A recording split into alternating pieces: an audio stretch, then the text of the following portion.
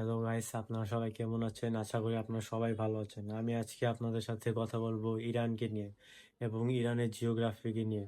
ইরানকে কেন কোনো শক্তিশালী দেশ দখল করতে পারছে না এবং এর আগেও তাকে অনেক দেশ শক্তিশালী দেশ হামলা করেছে, তারপরও তাকে দখল করতে পারছে না। বর্তমানে আপনারা দেখছেন আমেরিকাও ইরানের উপর হামলা করছে, কিন্তু আমেরিকাও ইরানকে দখল করতে পারছে না। আজকে আমি ইরানের জিওগ্রাফি নিয়ে আপনাদের সাথে আলোচনা করব।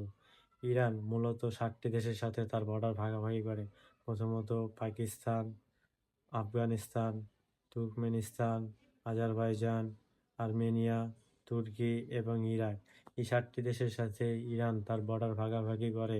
ইরান এশিয়া, আফ্রিকা এবং ইউরোপের সাথে সংযোগময় স্থানে রয়েছে।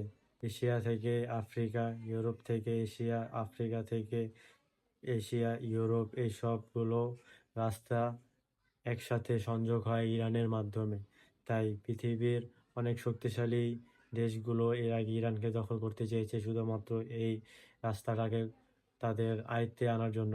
যার কাছে এই স্থানটা দখল থাকবে সেই পৃথিবীর 3টি বড় মহাদেশের মধ্যে তার সাম্রাজ্য ছড়াতে পারবে। এর আগেও পৃথিবীর অনেক শক্তিশালী সাম্রাজ্য, যেমন আরব সাম্রাজ্য, রোমান সাম্রাজ্য, অটোমান সাম্রাজ্য, রাশিয়ান সাম্রাজ্য, মঙ্গোল সাম্রাজ্য এবং ব্রিটিশ সাম্রাজ্য ইরানের উপর হামলা করেছিল, কিন্তু ইরানকে তারা দখল করতে পারেনি, কারণ ইরান প্রাকৃতিকভাবে খুবই সুরক্ষিত। ইরানের খুবই প্রাকৃতিক প্রোটেকশন রয়েছে। এগুলো নিয়েও আমরা আজকে আলোচনা করব। ইরানের পাহাড়গুলো, ইরান চারপাশ দিয়ে পাহাড় দিয়ে ঢাকা এবং ইরানের প্রাকৃতিকভাবে খুবই এটা একটি বেনিফিটময় স্থান। ইরাকের সাথে ইরানের যে বর্ডার, এই বর্ডারে ইরানের একটি বিশাল বড় পাহাড় স্থান রয়েছে। এই পাহাড়টিকে বলে জারগোস মাউন্টেন। এই পাহাড়ের কারণে ইরাক এর আগে যখন ইরানে হামলা করেছিল, তখন এই পাহাড়ের কারণেই ইরাক ইরানের মেন শহরে ঢুকতে পারেনি এবং তাকে দখল করতে পারেনি। এছাড়াও ইরানের আরও পাহাড় রয়েছে। ক্যাস্পিয়ান সাগরের সাথে ইরানেরও একটি বড় পাহাড়ি এলাকা রয়েছে, যেটাকে বলে আলবোর্স মাউন্টেন।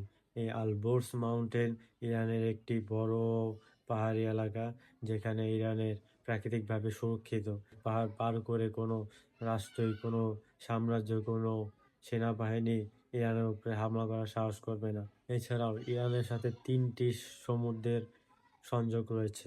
আমরা জানি যে কোনো দেশের সমুদ্রের সাথে সংযোগ থাকা খুবই একটি ভালো দিক, কারণ প্রাচীনকাল থেকে বর্তমান যুগেই সমুদ্রই একমাত্র রাস্তা যেখানে সহজে এবং খুবই কম খরচে এক দেশ থেকে আরেক দেশে মালামাল আমদানি এবং রপ্তানি করা যায়।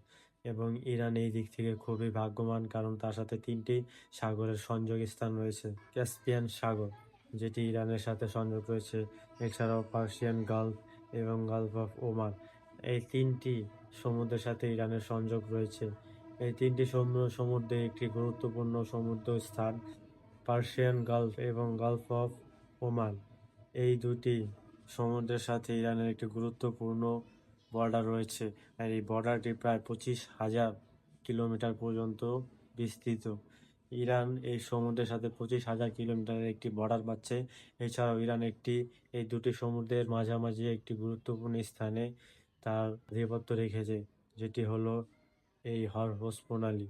এই স্ট্রেট অফ হরমুজ প্রণালী দিয়ে পৃথিবীর প্রায় 20% গ্যাস এবং তেল আমদানি রপ্তানি হয়। এইখান দিয়েই পৃথিবীর প্রায় 20% তেল এবং গ্যাস এশিয়া এবং ইউরোপ পাচ্ছে, এবং ইরান এই সমুদ্রের খুবই গুরুত্বপূর্ণ একটি স্থানে তার বর্ডার রয়েছে। এই হরমুজ প্রণালীর এই চিকন রাস্তাটি ইরানের সাথে বর্ডারের সাথে ওমানের বর্ডারে মাত্র 70 কিলোমিটারের একটি স্থান। এই চিকন রাস্তাটি যদি ইরান কোনোভাবে বন্ধ করে দেয়, যেটা আমরা বর্তমানে দেখতে পাচ্ছি, ইরান এই হরমুজ প্রণালী বন্ধ করে দেওয়ার কারণে পুরো পৃথিবীতে তেল এবং গ্যাসের শর্টেজ হয়ে গেছে। এই চিকন প্রণালীটি বন্ধ করে দেওয়া ইরানের একটি খুবই শক্তিশালী দিক, কারণ এটি বন্ধ করে দিলে পৃথিবীর প্রায় 20% তেল ও গ্যাসের রপ্তানি বন্ধ হয়ে যাবে, যার কারণে পৃথিবীর খুবই অনেক শক্তিশালী দেশও হতাশ হয়ে পড়বে। যাই যা আমরা বর্তমানে দেখতে পাচ্ছি, ইরান এই হরমুজ প্রণালী বন্ধ করে পৃথিবীর শক্তিশালী দেশগুলোকে চাপ প্রয়োগ করছে এবং আমেরিকা সরাসরি ইরানের উপর হামলা করতে পারছে না। এছাড়াও ইরানের আরও দুটি বড় মরুভূমি রয়েছে।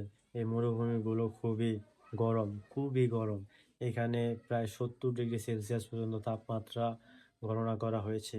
কোনো আর্মির পক্ষে এই পাহাড় এবং এই সাগর পার করে এবং এই মরুভূমি পার করে, যেখানে বেঁচে থাকা খুবই দুষ্কর, এই সবকিছু বাধা পার করে ইরানকে দখল করা কোনো দেশের পক্ষেই সম্ভব হয়নি। যার কারণে ইরান প্রায় 500 বছর ধরে এই বর্ডার নিয়েই পৃথিবীর বুকে টিকে আছে। তো আজকের ভিডিও এই পর্যন্ত। যদি আপনাদের আমার ভিডিও ভালো লাগে তাহলে অবশ্যই আমাকে সাবস্ক্রাইব করবেন এবং লাইক ও কমেন্ট করে আমার পাশে থাকবেন। আল্লাহ হাফেজ।